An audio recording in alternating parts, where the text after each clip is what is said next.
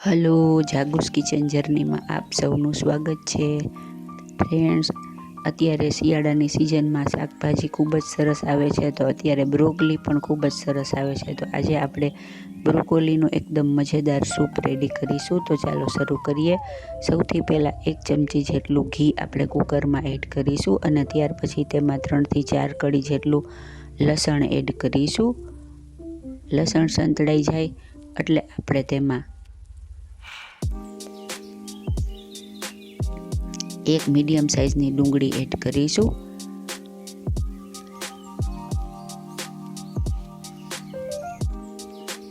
ત્યારબાદ આપણે તેમાં 200 ગ્રામ જેટલી બ્રોકોલી એડ કરીશું. આ મેં તેના ઉપરના ફૂલ પહેલાં કટ કરીને ધોઈ અને નાખ્યા છે અને ત્યારબાદ તેના જે દાંડલી આવે તે પણ આપણે નાખીશું. આનાથી તેનો આ દાંડલી આપણે તેમાં થોડી નાખીશું, તેનાથી આપણું સૂપ એકદમ ઘટ અને સરસ થશે.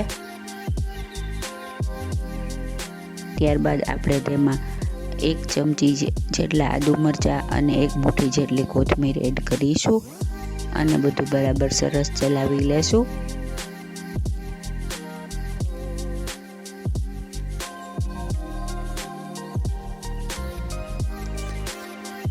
બધું સરસ રીતે મિક્સ કરી લેવાનું છે.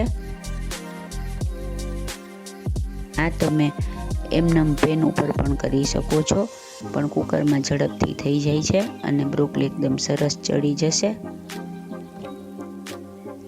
અડધો ગ્લાસ જેટલું પાણી એડ કરીશું અને ત્યારબાદ ઢાંકણ ઢાંકી અને તેને 2 સીટી વગાડી દેશું. ફ્રેન્ડ્સ, જો તમે મારી ચેનલ પર નવા હો તો મારી ચેનલને સબસ્ક્રાઈબ જરૂરથી કરજો અને બાજુમાં રહેલ ઘંટડી દબાવી દેજો, જેથી મારી નવી રેસીપીનું નોટિફિકેશન સૌથી પહેલાં તમને મળે. કુકર ઠરે એટલે આપણે જોઈ લેશું. જો આપણી બ્રોકોલી એકદમ બફાઈ અને રેડી થઈ ગઈ છે. ફ્રેન્ડ્સ, એકદમ ફ્રેશ બ્રોકોલી તમે એમને ધોઈ અને કટ કરી અને સાંતળીને પણ ખાઈ શકો છો. હવે આપણે તેને એક મિક્સર જારમાં ફાઇન પેસ્ટ બનાવી લેશું. ત્યારબાદ એક પેનમાં 1 ચમચી જેટલું ફરીથી ઘી મૂકી અને તેમાં આપણે પેસ્ટને એડ કરીશું. ત્યારબાદ તેમાં સ્વાદ મુજબ મીઠું અને અડધી ચમચી જેટલો મરી પાવડર એડ કરીશું. ફ્રેન્ડ્સ, બ્રોકોલીનો ટેસ્ટ એકદમ સાવ બ્લેન્ડ હોય છે, એટલે તેમાં મરી પાવડરનું પ્રમાણ અને લીંબુનું પ્રમાણ આગળ પડતું રાખવું. હવે આપણે તેમાં લીંબુ નીચોવીશું. લીંબુ તમને ગમે એટલું લઈ શકાય. ત્યારબાદ બરાબર મિક્સ કરી દેશું અને થિકનેસ ઓછી કરવા માટે થોડુંક પાણી એડ કરીશું. ફ્રેન્ડ્સ, આ સૂપ એકદમ હેલ્ધી છે અને તમે બધા મસાલા નાખશો એટલે ટેસ્ટી પણ બનશે. અને હેલ્ધી તો એટલો ને કે હું તમને શું કહું, તો એકવાર ચોક્કસથી બનાવજો.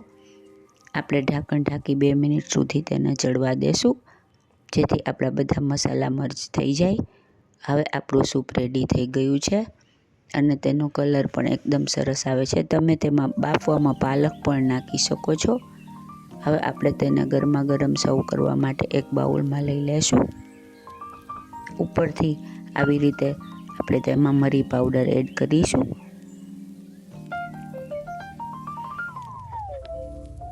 ત્યારબાદ તેમાં ફ્રેશ મલાઈ એડ કરીશું. આ મેં ઘરની ફ્રેશ મલાઈ જ લીધેલી છે.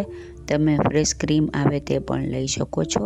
ત્યારબાદ આપણે સાંતળેલી બ્રોકોલીનું એક ફૂલ મૂકીશું, જેને એકદમ જોરદાર, એકદમ હેલ્ધી, એકદમ ટેસ્ટી અને એકદમ મજેદાર એવો આપણો બ્રોકોલીનો સૂપ રેડી છે. તો તમે પણ ચોક્કસથી બનાવજો. ફ્રેન્ડ્સ, જો તમને મારી રેસીપી પસંદ આવી હોય તો મારી ચેનલને લાઈક, શેર અને સબસ્ક્રાઈબ જરૂરથી કરજો. ધન્યવાદ.